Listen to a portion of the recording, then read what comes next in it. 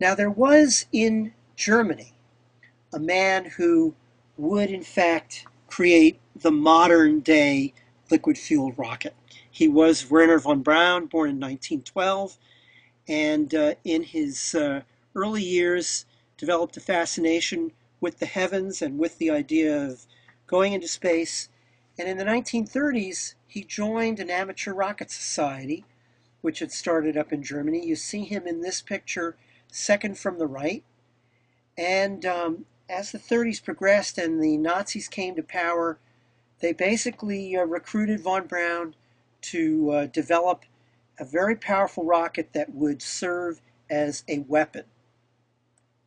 That rocket, which von Braun developed with many other engineers working with him, was called the A4 to their terminology, and known to the rest of the world as the V2, which stood for Vengeance Weapon 2.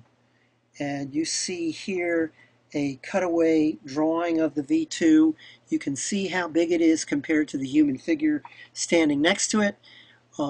It's got its fuel supply is a mixture of alcohol and water, and the oxidizer again is liquid oxygen.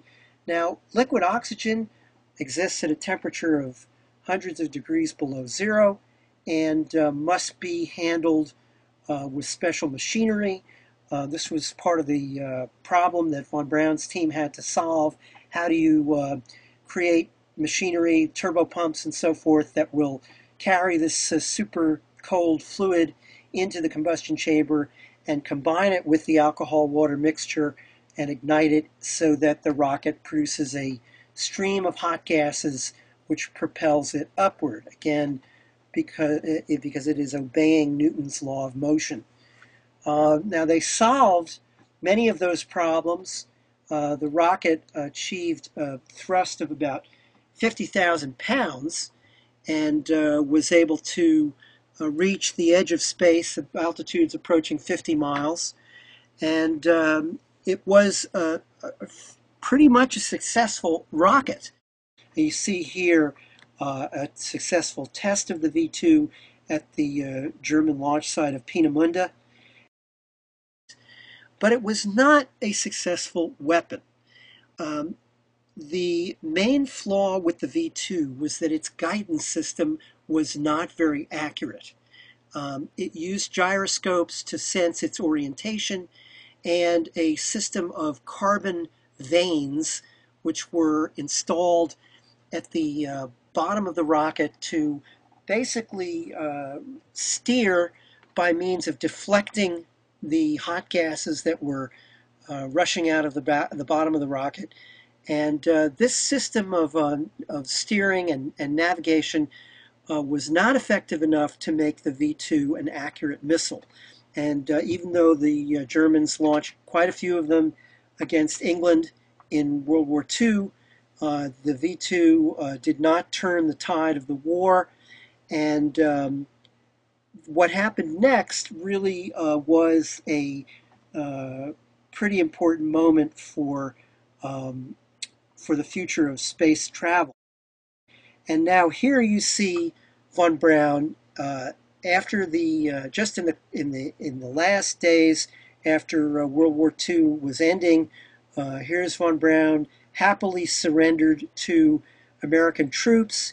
He knew that as the Reich fell, as the Nazi regime fell, he knew that the Russians were not far off, and if they got to von Braun and his people first, they would take them to Russia. And von Braun absolutely hated the Russians, hated them, and wanted very much to go with the Americans, and was very happy to surrender himself to the American forces. Now, von Braun and many of his top people were taken to the United States, where in secret, they were secretly transported, and they were kept at Fort Bliss, the Army's base in El Paso, Texas.